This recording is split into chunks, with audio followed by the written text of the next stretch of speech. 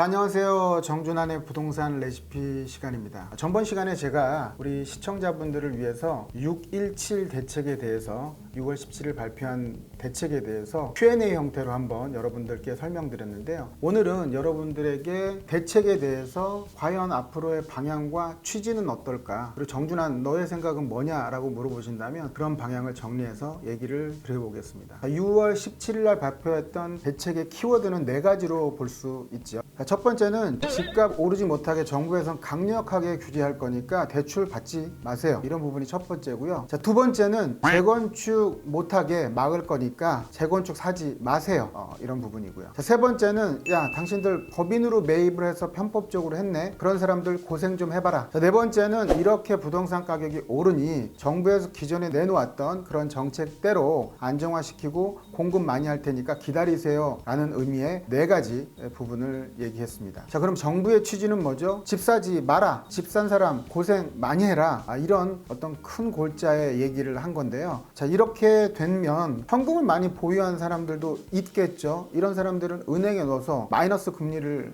실질 마이너스 금리를 받으라는 건지 좀 알 수가 없는 것 같습니다. 투자자 입장에선 이쯤 하면 막 가자는 거죠. 정부에게 느껴지는 그런 느낌일 것 같은데요. 제 생각에는 정부에서 이렇게 많이 규제하는 것이 꼭 올바르다 볼 수는 없을 것 같습니다.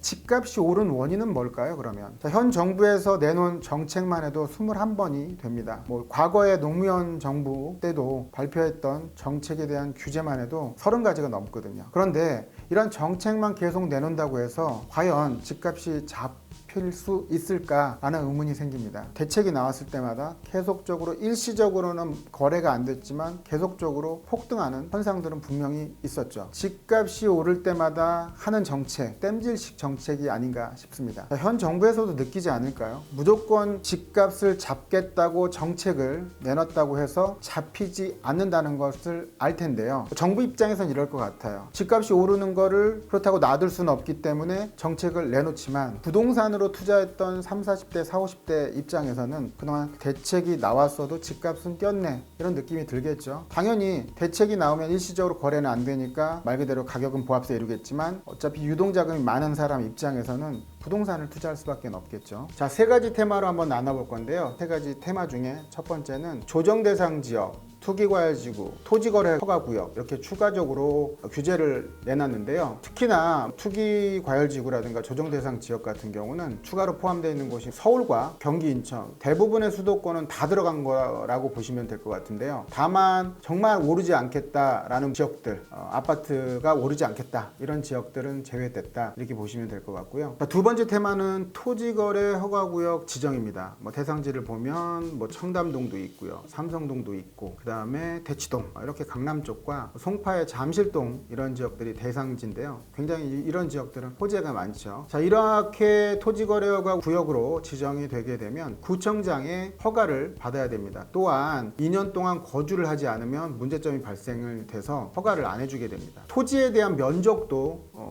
규제가 있는데요. 예컨대 토지로 따지면 한 5.45평 정도 되는 그 이하 같은 경우는 허가를 받지 않아도 되겠지만 그 이상 같은 경우는 허가를 반드시 받아야 되는 경우가 생기고요. 실평수가 한 13평 정도 약 되는 그런 원투룸 같은 경우에는 토지거래 허가를 받아야 되는데요. 이러한 지역인지 이런 대상인지 잘 판단하시고 매수를 하시게 돼야 불이익이 당하지 않게 되겠죠. 무허가로 예를 들어서 매입하게 된다, 이럴 경우에는 징역형이라든가 벌금형도 내야 되는 상황들이 생겨요. 그래서 이런 부분들 주의하셨으면 좋겠고, 이렇게 허가를 받아야 되는 경우는 올 6월 23일, 이제 얼마 안 남았죠. 6월 23일부터 해당이 되게 됩니다. 그러나 이제 예외도 있어요. 상속이라든가 증여, 경매, 이런 경우에는 토지거래 허가 대상이 되지 않습니다. 그렇게 되면 풍선효과를 받는 곳들이 생기겠죠. 자, 풍선효과가 있는 곳들은 개포라든가 신천동도 있을 거고요, 역삼동도 있을 거고요. 이렇게 주변 지역으로는 효과가 있겠죠. 압구정동도 해당되겠네요. 자, 세 번째 테마는 대출을 받아서 주택을 구입하는 무주택자라든가 1주택자도 대출을 규제하게 되는 내용인데요. 자, 무주택자 같은 경우에는 주택을 매입하게 되면, 대출을 받아서 매입하게 되면 6개월 이내에 거주를 해라, 이런 얘기고요. 또 1주택자도 있겠죠. 1주택자가 새롭게 주택을 매입했을 때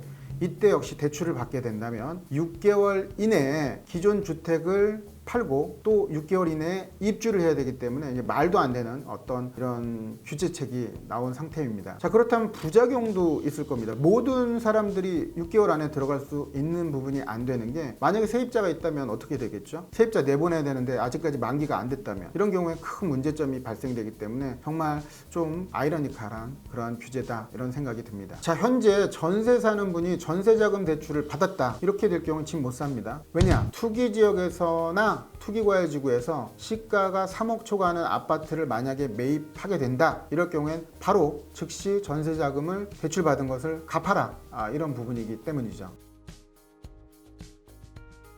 두 번째 큰 목차를 보면 재건축 규제할 거니까 사지 마세요, 이런 부분인데요. 그 하나의 테마를 보면 안전진단 함부로 안 해주겠다, 이런 내용도 있고요. 조합원 분양신청 함부로 할 수 없게 만들 겁니다. 어떻게? 투기과열지구에 있는 조합원은 재건축 조합원이죠. 조합원은 조합원 분양신청까지 2년 동안 거주해라. 자, 어떻게? 수도권 과열지구에서 조합 분양신청까지 2년 이상 거주해야만 분양신청이 허용되고요. 그렇지 않을 경우엔 분양신청이 안 된다는 거죠. 만약에 이렇게 된다면 현금 청산하겠다, 이런 부분입니다. 단 연속 거주는 아니고 띄엄띄엄, 즉 합산해서 거주, 2년 거주를 한다면, 그렇다면 이제 허용은 되는 것이고요. 자, 이러한 규제는 올해 12월 이후에 최초 조합설립인가 신청한 곳부터 적용이 된다, 이렇게 보시면 되겠습니다. 자, 세 번째 테마는 재건축 초과이익 환수제 본격적으로 징수 시작하겠다, 이런 것이 있고요. 자, 그러면 이 취지는 뭘까요? 재건축하는 곳에 대체적으로 실거주 목적보다는 세를 내놓는 경우가 많거든요. 근데 이렇게 실거주하라고 하면 당연히 재건축 속도가 늦어지겠죠. 자, 그러면 부작용이 발생됩니다. 왜냐하면 이렇게 분양 신청을 하기 위해서는 실입주를 해야 되기 때문에 그곳에 전세를 사는 분들은 어떻게 되겠죠? 만기가 되면 쫓겨나게 되겠죠. 쫓겨나면 그 금액대하고 비슷한 그런 전세를 얻어야 되는데, 당연히 그 주변에 있는 전세가에 비슷한 것들은 또 전세금이 오르는 그러한 부작용이 생길 수밖에 없습니다. 자, 세 번째는 법인으로 매입한 사람들에게 좀 고생 좀 하라, 이런 내용인데요. 자, 현금을 보유한 사람 입장에서는 은행에 넣을 수는 없잖아요. 실질 마이너스 금리인 상태에서. 그래서 이제 안전자산이라고 하는 부동산에 매입했는데, 요번에 대책이 나오면서 양도세도 추가, 보유세도 많이 물리게 된다고 하면 이분들 입장에서는 어마어마하게 불이익을 받게 되는 것이죠. 법인으로 매입한 주택은 종부세율을 인상하겠다, 인데요. 자, 법인이 주택을 매입해서 갖고 있게 된다면 기존의 공제율이 상당히 높았습니다. 자, 법인 보유의 주택은 종부세 인상률을 높이겠다는 겁니다. 기존에는 법인이 세율이 낮았는데 개인보다 세율을 높게 하겠다라는 것입니다. 오히려 개인보다 못하게 되는 상황이 돼버렸습니다. 두 개의 법인을 갖고 있는데 3주택에 주택에다 분산을 해놓은 거죠. 이럴 경우에 한 21억 정도의 공제가 되는데 이제 앞으로는 1원도 못 받게 된 상황입니다. 자, 그러면 어떠한 부분이 생기냐면요, 올해는 아니지만 21년도 6월 달에 부과하는 보유세부터 시작해서 세금 폭탄을 맞게 되는 상황이 생기게 됩니다. 기존에 매입한 것도 마찬가지고요. 또한 법인이 주택을 양도하게 되면, 팔게 되면 얘기하는 거죠. 추가로 20% 양도세를 더 먹이겠다. 그러니까 올해 말까지 매각하려고 하는 법인은 충분히 이제 물건이 나올 수는 있는데 많지 않다라고 보는 게, 17년도에는 법인이 매입한 아파트 같은 경우에는 1%밖에 되지를 않습니다. 19년도를 기준으로 보면 한 3% 정도 되기 때문에 2% 정도 이제 올랐다고 해서 주택이 막 쏟아질 건 아니라고 보여집니다. 자, 네 번째로는 12.16 대책 등 기존의 이제 220 대책이라든가 내놨던 것들을 빨리 서둘러서 적용하겠다, 이러한 내용들도 있고요. 자, 정리해 보겠습니다. 향후의 전망을 보면 현금을 보유하고 있는 투자자들 입장에서는 무언가 투자를, 부동산을 하려고 할 텐데요. 요번에 발표해서 빠졌던 곳들이 이제 김포. 자, 김포 같은 경우는 한강 신도시도 있고요. 김포 골드라인도 있기 때문에 수혜를 볼 수 있고요. 또 이천이라든가 파주 같은 경우는 또 GTX A 노선이 있죠. 이런 것들이 수혜가 돼서 몰릴 수 있다라고 보여지고요. 지방도 있겠죠. 광주라든가 부산, 울산 이런 지역도 규제에서 빠졌기 때문에 상승할 수 있는 그런 풍산 효과 지역이다, 이렇게 보여집니다. 자, 그러면 현금을 좀 많이 보유한 사람 입장에서는 수도권 전체가 다 규제 지역이니까요. 상대적으로 경우에도 다 규제하기 때문에 오히려 서울이라든가 호재에 있는 지역들이 오히려 더 상승을 해서 투자자들이 몰릴 것이다. 이런 부분도 생각해 볼 필요가 있습니다. 자, 대응 방안을 보면 비규제 지역 같은 경우에는 풍선 효과 때문에 상승을 하겠지만 상승을 하게 되면 정부에서는 또 규제를 할 겁니다. 그렇기 때문에 단기적으로 보시는 분들은 매입하는 거에 대해서 저는 좀 반대를 하고요. 규제 지역 같은 경우는 뭐 서울 등 이런 지역들은 장기적으로 볼 때 호재가 있기 때문에 자금력이 있는 사람들은 매입하시는 게 좋다라고 보여집니다. 부동산이 하락하기 위해서는 세 가지 요건이 필요한데요. 꾸준하게 금리가 인상됐을 때, 두 번째로 보면 공급이 과잉됐을 때, 세 번째로 보면 부동산 규제로 투자자들의 심리가 얼어붙었을 때, 이러한 부분인데요. 뭐 이런 것들을 다 만족할 수 없기 때문에 아직까지는 부동산이 큰 폭의 하락은 있을 것 같지 않습니다. 자, 문제점을 한번 볼게요. 자, 이런 규제를 하면 공급이 없는 곳은 어떻게 되겠죠? 전세가가 또 폭등을 하게 됩니다. 이렇게 되면 오르는 전세금을 준비하지 못한 사람 입장에서는 뭐 월세로 갈 수밖에 없겠죠. 비규제 지역 같은 경우는 자금력이 있는 갭 투자하는 사람들이 또 몰릴 거고요. 또 몰리면 정부에서 규제하고 이런 풍산 효과가 발생이 돼서 정부에서는 계속 규제를 할 수밖에 없는데요. 이 규제 지역 옆으로 항상 번져나가지 않겠습니까? 이럴 경우에는 정부에서 아무리 규제를 해도 뒷북을 치는 상황밖에 되지 않는다 하는 부분이고요. 이렇게 시장 원리를 무시한 채 규제가 나오게 된다면 오히려 장기적으로 볼 때는 큰 부작용이 생길 것 같아서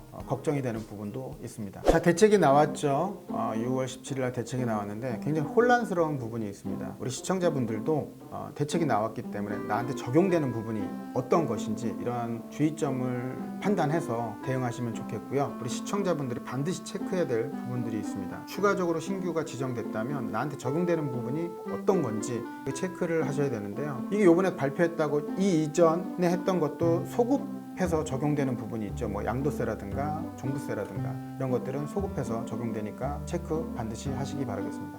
오늘 이 시간에는 6월 17일 날 발표했던 대책에 대해서 여러분과 얘기를 나눴고요. 제 개인적인 사견이기 때문에 여러분들이 판단할 때 옳고 그름은 또 여러분들이 판단하셔야 되는 부분이 있습니다. 향후에 또 대책이 나오게 되면 여러분들과 다시 한번 또 얘기를 나눌 거고요. 이번 대책 좀 강력한 것 같습니다. 주의하시기 바라겠습니다. 준비한 내용은 여기서 마치고요. 다음에 또 정책이 나오게 될 것 같습니다. 부동산 가격이 뛰기 때문에 뛸 거라고 예상을 하고 있고요. 여러분들 현명하고 지혜로운 대응을 하셨으면 좋겠습니다. 그리고 내용이 좋았다면 구독하기, 알림 설정, 그 다음에 좋아요 좀 눌러주시기 바라겠습니다. 감사합니다.